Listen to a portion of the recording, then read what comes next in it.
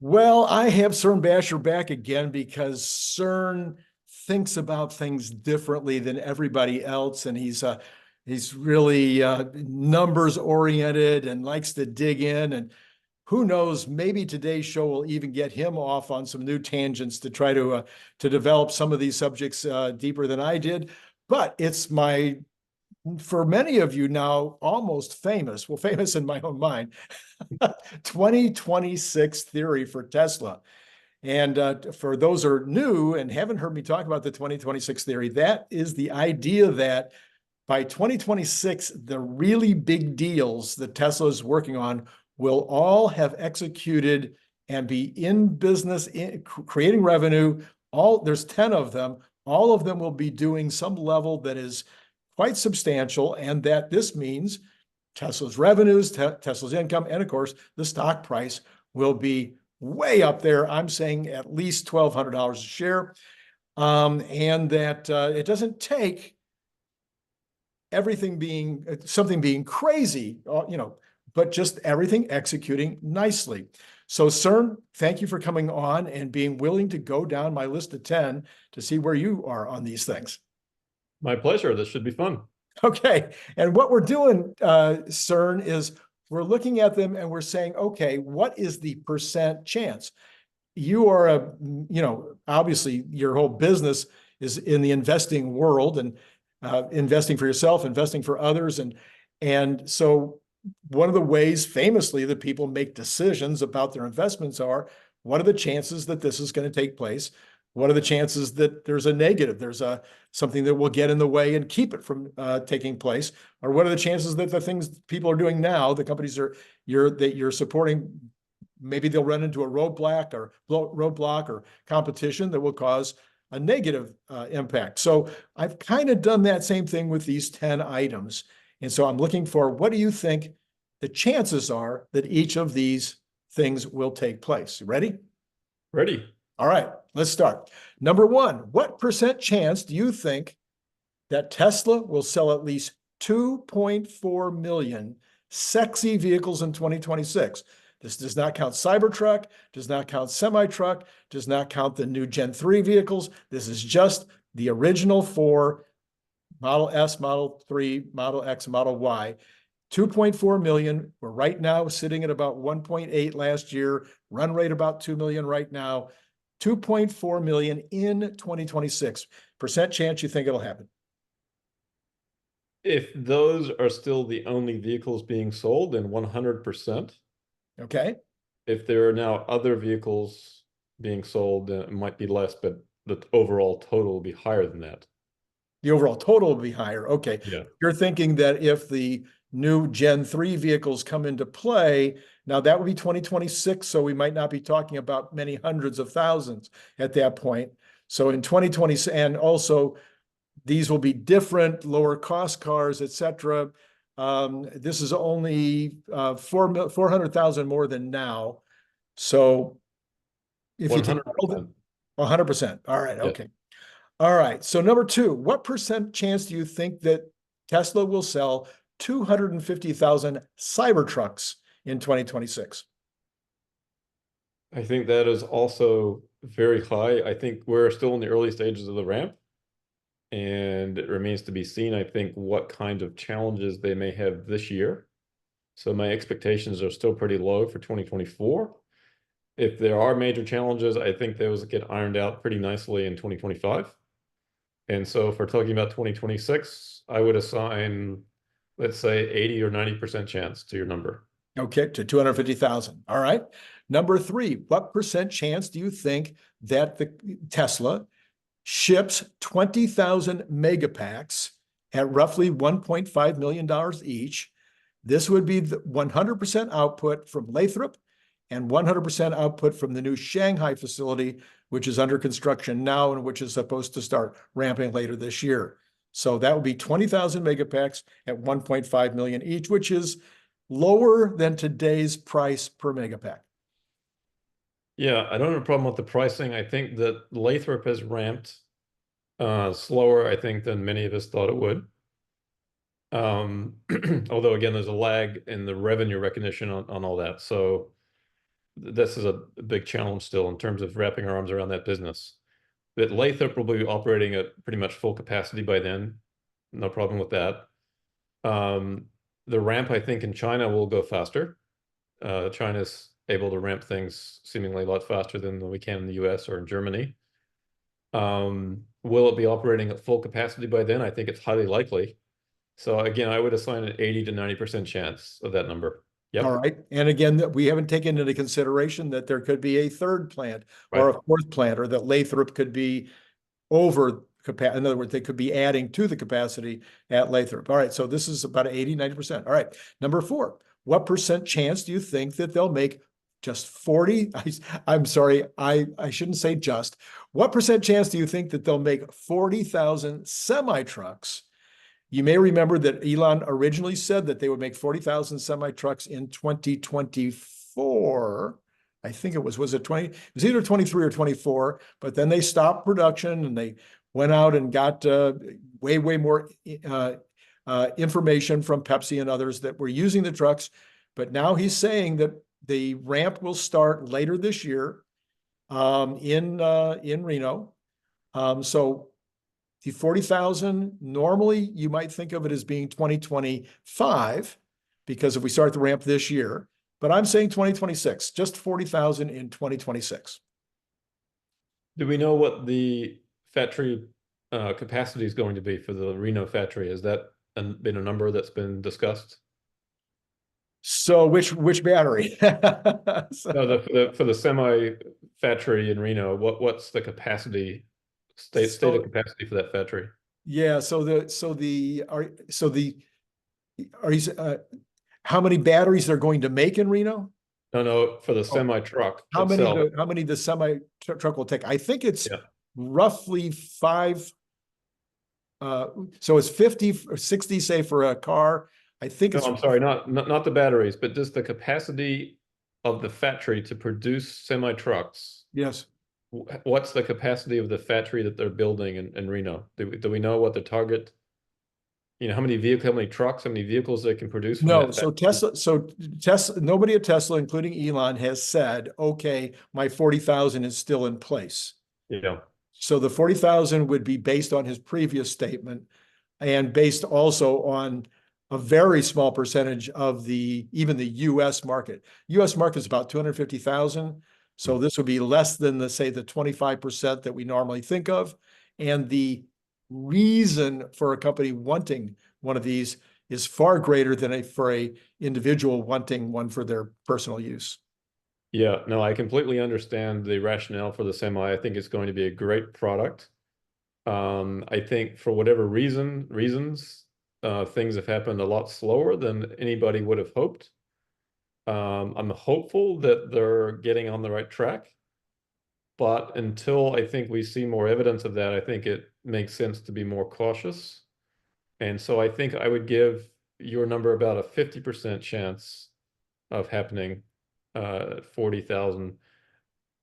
I would think about 20,000 probably is a safer assumption for 2026. Again, I hope I'm completely wrong on that. I hope it's much higher. I think this is a great product that the world needs it. It's going to have a big impact if we can get semis and convert them to electric. Right. Okay. Yep. All right. Number 5, what chance that Tesla gets the 4680 ramped to at least 2 gigawatt hours? So keeping them, did I say 2? I meant 200 gigawatt hours. So you have, theoretically, based on conversations that you probably heard, and I double checked this with Jordan Giesecke the other day, is that the Austin plant alone, when all 8 lines are ramped, is supposed to be at 2 gigawatt hours. They're supposed to be putting in at least another 100, I mean, it's 200, 200 gigawatt hours. That Berlin is supposed to be at 100 gigawatt hours. Reno is supposed to be at somewhere between 100 and 500 gigawatt hours eventually. Mm-hmm. And then you've got Cato Road at maybe 10. So overall, 200 gigawatt hours by 2026, the chances of that happening. It's highly likely. It is somewhat tied to the vehicles that they need those batteries for and where they're at with that. It doesn't necessarily make sense for them to overproduce if they're not also producing the number of vehicles that they need the batteries for. So it's related to the semi discussion in many ways. But in general, I think that's probably close to 100% at that point. Okay, so the capability, the capacity, you have a very good feeling about that. All right. This is going to be a more interesting one, I think. What percent chance that they will deploy just 10,000 Optimus robots In deployed 2026, 2026? I would love to say 100%. I am very excited about the prospects for humanoid robots. 2026 might be a little bit early. Again, I hope I'm wrong about that. So I would assign, let's say, a 75% chance to your number. Okay. I am going to, and this is the only time we're going to do this, but I want to be even more aggressive. Same question, but what percent chance that they will deploy 50,000 Optimus bots? Wow. So what was the first number? It's 10,000. 10,000 only. So now you're going to 50 in the end of 2026. Yeah. Um, 50%. 50%. Okay. All right. It doesn't really change that much, does it? If you can make 10,000, you can make 50,000. Yeah, it does. It's more of the development and capability. Yeah. All right. Number 8, what percent chance that full self-driving FSD will be complete and you'll be able to drive your car from the back seat in 2026?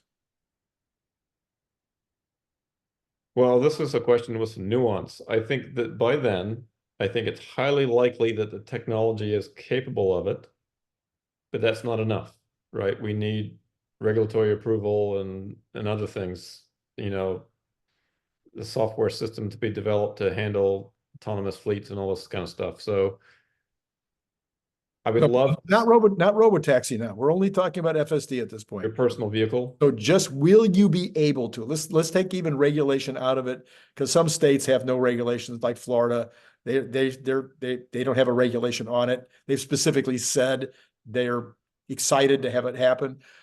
So just that FSD will, on this question, just that you'll be able to get in your car, push Los Angeles from your home in Florida, and get in the back seat and sleep all the way. I think it's highly unlikely that by then that's the case. I'm going to give this one about a 25% chance. 25% chance. Okay. I think the technology may be capable. I just don't think that the regulations will be there. I think you'll be required to sit in the front seat. You'll be required to be able to take over. Maybe the nags that we have now won't be as aggressive, right? I hope, because that's a real pain. I'm optimistic about the technology. I'm not optimistic about the regulation. I think that's going to take a while. All right. So Even with all the data. All right. So pull the regulation out. Just take that off the table. Okay. We'll pretend like the state of California says we're good. The regulation 100% chance. 100%. Can I now drive the length of California from the backseat in 2026? Chances. I'm sticking my neck out on this one 100%. I think that they have discovered the way to train the system in the way that it can learn and drive like a human safely. I think we've crossed that threshold. I think we've seen it. Okay. All right. Number 9 then. What percent chance that robotaxi will be rolled out in at least a few regions or nations? Again, Nevada, Arizona, Florida have already shown a lot of interest in doing this. Some of the foreign countries have shown a little interest in doing this. You could pick maybe something like Iceland, where the adoption is really, really high and it's kind of remote. What do you think that there will be at least a couple of regions or a couple of nations where the robotaxi fleet is being rolled out and tested? 100%. 100%. Okay. All right. Unqualified. Okay. Number 10, what percent chance, this last one, actually, I have a bonus one at the end. What percent chance is there that the Gen 3 platform will be producing at least 100,000 cars in 2026? I want to believe that this will go smoothly. I hope that it does. Tesla has a history of taking longer. I give that one 65% chance. Okay, so taking into consideration, their statement is that they will ramp up beginning in mid 2025. You're saying getting to 100,000 total production, 75%. Yes. Okay, all right. And then the bonus, what percent chance in 2026 that Elon Musk is still at the helm? 95%. Okay, all right. I saw your you actually could see the the little puffs of smoke coming out of your ears on that one as you had to recalibrate. Yeah, that one's not 100%. Yeah, you never know with anyone. There's always risk. I hope that he's still around. For as much as many of us like to tell him what we think he should do. Right. Um, I hope that shareholders haven't decided to replace him with somebody else. There'll probably be some executives available from the likes of Rivian and Lucid at some point, other EV makers.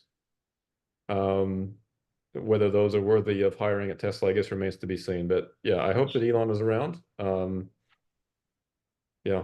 So as an investor, if you looked at a company that had those kinds of executable businesses that are coming, and you had that kind of you were that convinced. The only one that you were only halfway convinced on was semi trucks. Everything else you were in the 70s, 80s, 90s, even 100%.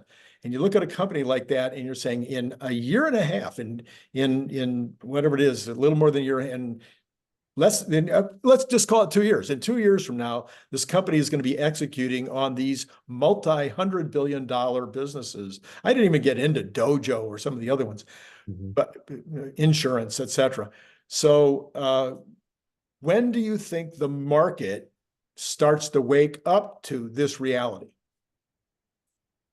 Well, the market should be waking up to this reality now, but should and will are two different things. I think we can look at NVIDIA as an interesting example. Jensen at NVIDIA has been talking about AI for a long time. No one listened to him. They had trouble with their, the gaming business. 15 months ago, the stock hit a low. Gaming business revenues dipped. Companies talking about AI, no one cared. Stock went down, right? Similar to what's going on with Tesla right now, right? They're focused on this legacy business that ultimately is not going to matter. The business of making and selling vehicles for Tesla is going to be a rounding error one day. And yet the market does not care. The market is focused on volume sold this quarter, gross margins, and all the stuff that many people talk about every day. Ultimately, that is not the value driver of the company, right? And I think even those people that talk about that every day understand that that is the case. That is not going to be the value driver of the company ultimately. And yet that's what everybody focuses on, because that's what we can count and look at. And even today, you can look at NVIDIA as they announce their quarterly earnings. It still surprises people. Yeah. But Jensen has been out there talking for a long time now about the prospects for AI, and no one believed them. And who is more credible about looking at the future of that than him? Yeah. Right? And even now, people don't believe what he's saying in terms of where the company is going. And that's fine. I understand not counting the chickens, the eggs before they hatch or whatever, but I think Tesla's just going to have to start printing the revenue ultimately for the stock really to move up. So I have my 2026 theory kind of goes like this, that some of these things, there will be those kind of breakthroughs, the Chat GPT breakthroughs. So the full self-driving might require somebody to do the test, the cross-country trip. Bradford Ferguson says he's planning to do the cross-country trip now in a couple of weeks, literally. because we have version 12 out now. You might have Elon Musk saying, I will now cover you when you're in full self-driving. If the car is in FSD, your insurance is no longer responsible. I mean, there's things like that that I think could be catalysts that could move the market, but that I believe that even if there's none of those, no significant catalyst, but just continuous improvement, that sometime around the end of this year, the forward-thinking analysts will begin to talk more about it, and you'll start to be looking past 2025 a little bit. We get into 2025, then you start to look at 2026. So I think the ramp sometime second half of this year, beginning of next year is when we'll really begin to see that all of this is obvious, and people are like, I need to be a part of this opportunity. Yeah, none of what I'm saying here is investment advice. Me either. But I would add that, you and I have talked about this, that there is a lot of option value to what Tesla's doing. You've got a highly capable company with a visionary leader, with the capital, with the team, with the know-how, with the vision, right, to build these things that we see coming. We don't know precisely when they're coming, but the opportunity, as we've discussed here, is so large that the option value on that is pretty enormous. And if you want to discount that, that's fine, but the option value is there. It's real, right? And again, back to NVIDIA, same thing with them. And most people didn't accept that. They couldn't see through the downturn in the gaming business. Right. Right? Not totally missing what's coming. And yet it was discussed. It didn't come out of the blue. Right. Right. Now the Chat GPT thing kind of came out of the blue and woke people up, and that's when the whole AI boom began. But Jensen and others were talking about this long before that.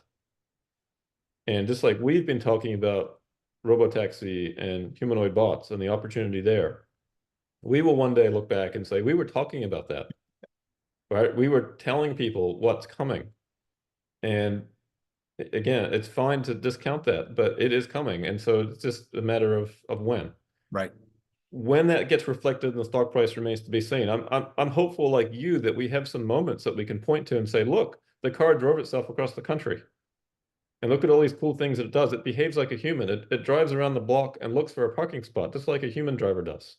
It doesn't just sit there in the middle of the road. Right. Right. It's same thing with the humanoid bot. We're going to see more and more videos this year from Tesla and other humanoid bot makers showing what these bots are capable of. And slowly but surely, people are going to wake up to what that means when they see the bots doing some things that are actually very useful. Right? Putting a Keurig cup, a pod in a Keurig coffee maker really was amazing, but most people dismissed that and said, well, that's nothing. That's not doing work. Right? But you're missing the point in terms of these early technologies. It's baby steps. It's showing the capability, and then from there it becomes bigger and bigger and bigger very quickly. Yeah, and we're going to see that this year.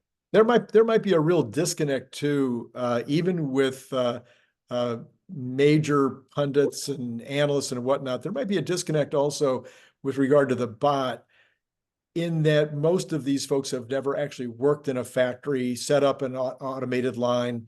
They don't have the understanding of what they already are capable of doing right now. And so they look at it, they look at the bot, and they think more in terms of, oh, can it iron my clothes, or, can it take out the dog? And those are much harder things for the bot to do. And nobody will be able to afford it in the early days to do those things. So with this kind of disconnect between what I might like it to do for my life, as opposed to what the real application is in the workplace, I think when if there's any way to bridge that gap, that also might be the telling moment when people are like, oh my gosh, we hadn't really thought it through completely. Talk to any business leader about the challenges they have with labor. Yeah. small, medium, large businesses, they will regale you with stories and challenges and issues that they face. Ask them about the cost of labor, not just the hourly rate, but all the costs Oh, no. associated with all the stuff that they have to deal with in finding workers, in dealing with all the problems and challenges.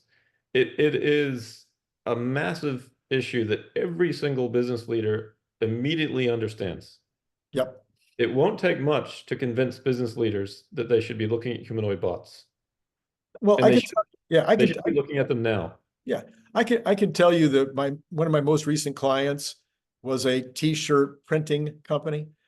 And it was a small business. He had about 20 employees, and had some automated equipment. And he wasn't really a big automation guy, but I came in and that was my job as consultant, was to come in and help him to find ways that he could save money, ways that he could make the business more profitable. And one of the first things that I saw was that they were hand folding t-shirts. Well, you hand fold 20 or 30 or 40 or 50,000 t-shirts. You got them, it's not like that every day they needed a t-shirt folder. Other days, some days they did, some days they didn't. Well, we started looking into the equipment that you could buy for hand folding, for folding the t-shirts. And we found that it was, $25,000, $30,000, $35,000 for the less expensive units that were not great. And if you wanted one that was really, really good, you'd be talking about way more than that. So anyway, he ended up buying one. It was horrible. It wasn't great. But that process, that thinking process of how can I get rid of that employee, especially the one that's only occasionally going to be working in that area, et cetera. But I digress way too far. Believe me, there are so many opportunities for this bot right now in these companies. Even given what we've seen, I think what we've realized the last few weeks is Tesla and others are now thinking about how to make it more generally capable as opposed to just doing specific tasks. But if they wanted to start the money engine right now, I think they could probably deploy them right now and generate some revenue. Yeah, if they wanted to, they could. The telling story for me is looking at what all the big players are doing.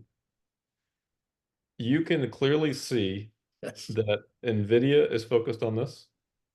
You can clearly see that Microsoft is focused on this. The CEO of Microsoft has talked about humanoid bots. Right. He did so at Davos.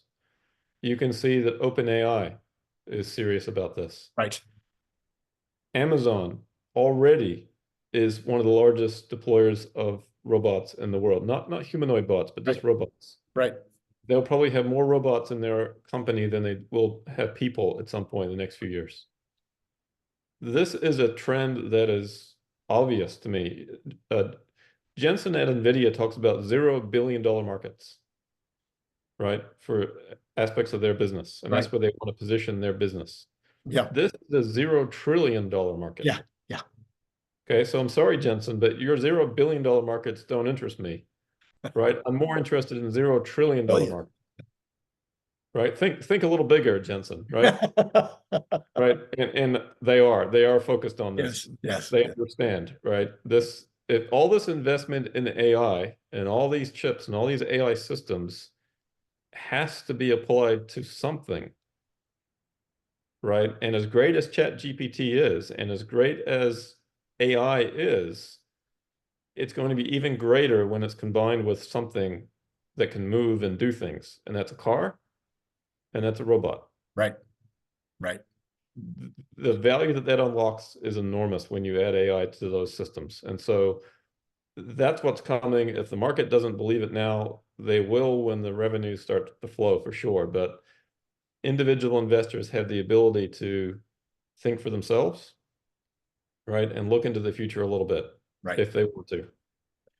Well, Cern, thank you again for jumping on and helping me to think through this 2026 theory a little more, and in particular to get your opinion, which, by the way, wasn't very much different than Larry's and Brian White, who have also gone through the test.